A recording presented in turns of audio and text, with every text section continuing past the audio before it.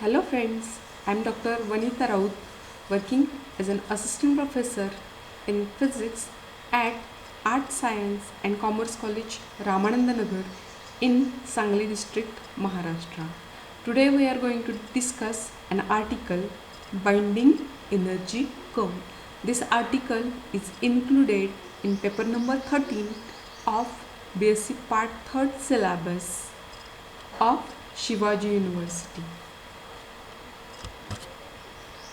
The outline of the presentation is introduction, binding energy per nucleon, and lastly the binding energy curve and its explanation. Let the introduction first. As we know, atom is neutral in nature. Atom is containing subatomic particles as electrons, protons and neutrons. The central core of the atom is called as a nucleus, and nucleus possesses almost whole mass of an atom. This is because nucleus possesses nucleons, and nucleons are nothing but neutrons and protons. Electrons, they lie outside the nucleus and they are revolving around nucleus in various orbits. Now if we compare these subatomic particles, then it's observed that in case of proton, the total number of protons in an atom is designated by Z, which is possessing positive charge. The total number of neutrons in an atom is designated as capital N, which is neutral in nature. In other words, it is having zero charge, while the electrons, they are equal in number to that of the protons, which is designated as again Z. Electron is having a negative charge. Now as we say, atom is electrically neutral. It means that in an atom the number of protons and number of electrons are same. Therefore there is a counterbalance of the charges which makes the atom as electrically neutral. Now if we compare the masses of proton, neutron and electron, then it is observed that in case of electron is having very less mass. Therefore electron is the lightest particle as compared to the proton and neutron, or in other words one can say that electron is the lightest subatomic particle, while the neutron is the heaviest subatomic particle. Mass of proton, it lies between mass of neutron and mass of electron. Mass of proton can be related to the mass of electron by using this relation, that is 1/36 times mass of electron is equivalent to the mass of proton. Now here various units of the masses, they are given as atomic mass unit, kg, mega electron volt per centimeter square.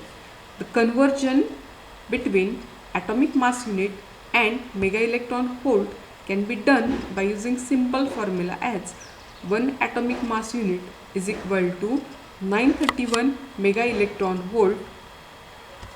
That simple is used there.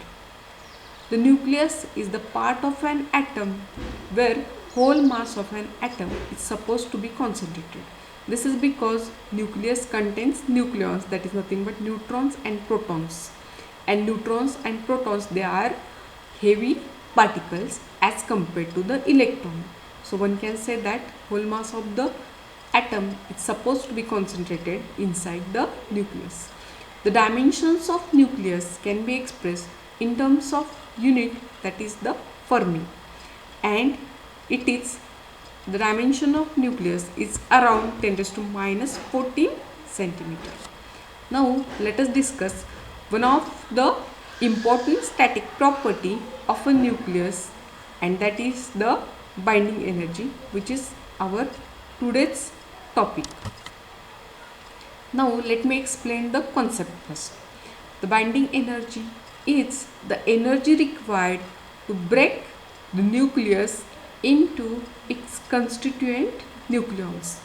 that is neutrons and protons. It means that if we want to break whole nucleus into its constituent nucleons, then how much energy is required?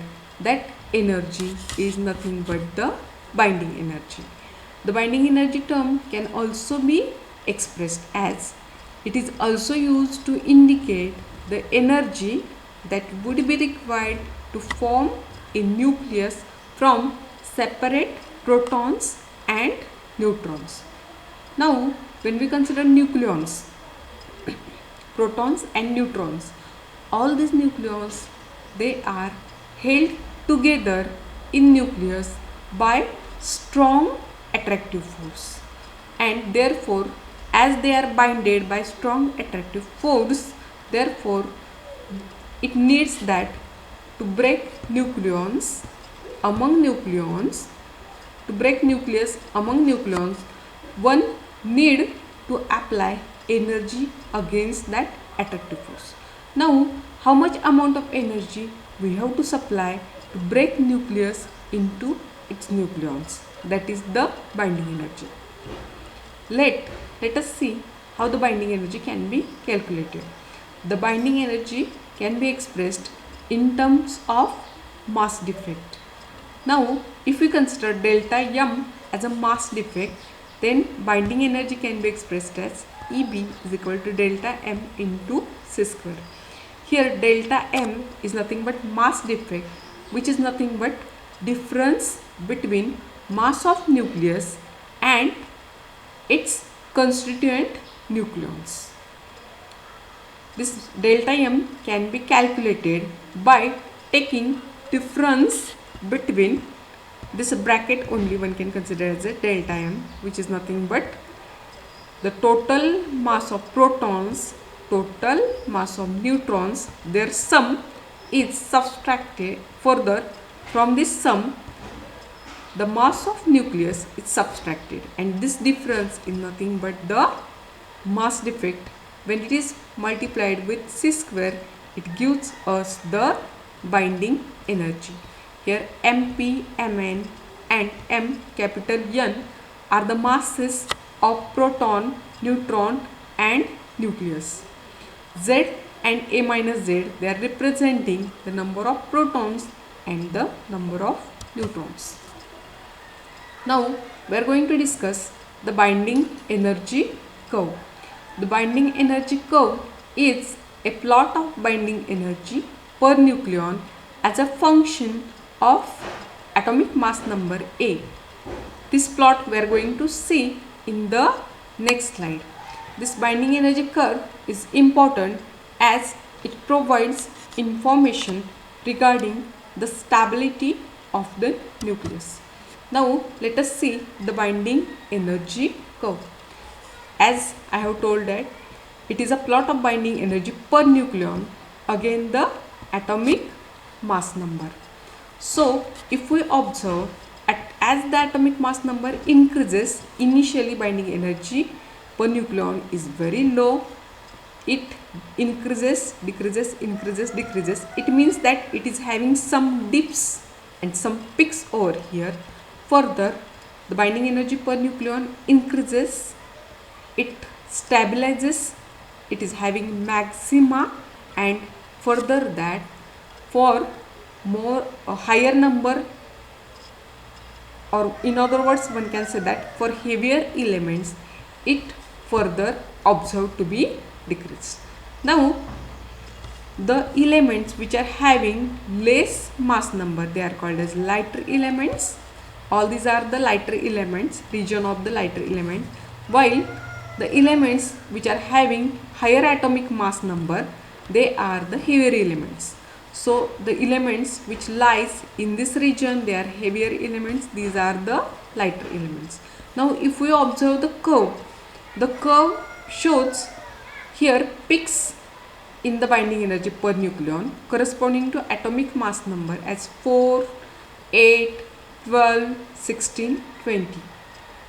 It shows that these elements are more stable. As we know that binding energy, it directly relates to the stability. Higher binding energy per nucleon, it means that the corresponding element is more and more stable. So these elements, they are having the atomic mass number 4, 8, 12, 16, 20. These are more stable elements because they are having even atomic mass number, or A to Z ratio, Z to N ratio is around 1. Therefore, they are more stable elements. Further, this shows the region of the greatest stability. So the elements which lies in this region, they are more stable element. One of the element is the iron. Iron is the most stable element. Therefore, it is abundantly available in nature. Further, for the heavier element like uranium, plutonium, this binding energy per nucleon is again found to be decreased. It means that for lighter element as well as for the heavier element also, they are having less binding energy per nucleon. This can be explained as, if we consider lighter element, they are having less atomic mass number. Less atomic mass number, it means that they are having less number of nucleons. So in case of nucleons, it is containing less number of nucleons. The nucleons comes on the surface of the nucleus and it causes surface tension like effect, which is responsible to decrease binding energy for the lighter element. While if we consider the heavier elements, in case of heavier elements, again it is found that the binding energy per nucleon is decreased. This is because in case of the heavier elements, the number of protons, they are going to increase, and as the number of protons increases, therefore the repulsive forces between protons is also increasing, which is responsible to decrease the binding energy for the heavier elements. So when we consider these elements, they are most stable elements as they are having highest binding energy per nucleon, which is in the range of 8.8 mega electron volt. Now this lighter element and these are the heavier element that tries to come in this region. So how they tries to come in this region? The lighter element, they fuse together to form a nucleus. Lighter nuclei, they fuse together to form a nucleus, and the nucleus which is having highest binding energy. Therefore lighter elements, they undergoes the fusion reaction. While when we consider the heavier elements, these heavier elements, they emits alpha, beta, gamma particles, and they undergoes the fission reaction. Fission reaction means one heavier nucleus breaks into 2 or 3 lighter nuclei. So this nucleus, they breaks to form the nuclei which lies in this region. So lighter elements undergoes fusion reaction, heavier elements, they undergoes the fission reaction in order to achieve the stability. All this is about the binding energy curve. Let us see the explanation. So binding energy is small for lighter element. This is because surface tension like opposing force is present in these lighter elements. The peaks observed at 248, 12, 60 and 20, in these cases they are having even A, so that nucleus has tightly bound structure which increases their binding energy, and the nuclei which are having their atomic mass number around 56, they are most stable element, and for heavy element binding energy decreases because of Coulomb's force of repulsion due to increased number of protons in it. If we see on either side of binding energy maxima, the nuclei are less stable. This is because they are having less binding energy per nucleons.